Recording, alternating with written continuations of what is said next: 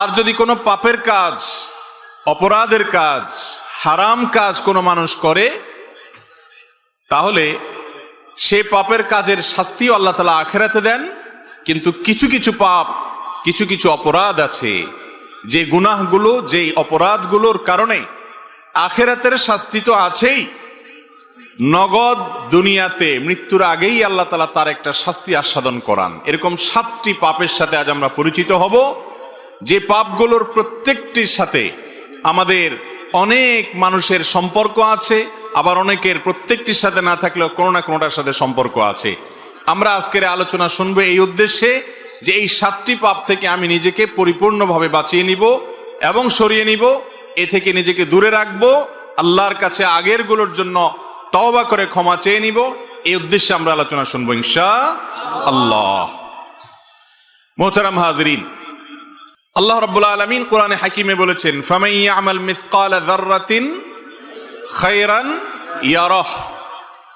যে ব্যক্তি যাররা পরিমাণ কোনো ভালো কাজ করবে, এটার প্রতিদান সে পাবে, মিস নাই। আল্লাহ রাব্বুল আলামিনের হিসেবে কোনো ত্রুটি থাকতে পারে? বান্দা যদি যাররা পরিমাণ কোনো ভালো কাজও করে, আল্লাহ রাব্বুল আলামিন বদলা এবং বিনিময়ে দিবেন।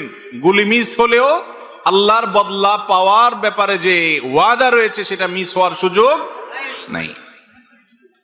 এমন কি একটি হাদিসে আসছে, নবী করিম সাল্লাল্লাহু আলাইহি সাল্লাম বলেছেন, অনেক ফাসিক, অনেক আল্লাহর প্রতি অবিশ্বাসী মানুষ দুনিয়াতে অনেক ভালো কাজ করে।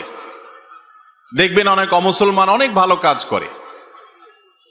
এই ভালো কাজটা করার পর আল্লাহ রাব্বুল আলামিন দুনিয়াতে তাকে কিছু বদলা দিয়ে দেন। হয়তো একটু সুখ শান্তি দিয়ে দিলেন, হয়তো একটু নাম যশ খ্যাতি দিয়ে দিলেন, বা কোনো একটা দিক থেকে আল্লাহ তাআলা তার বদলা দিয়ে দেন।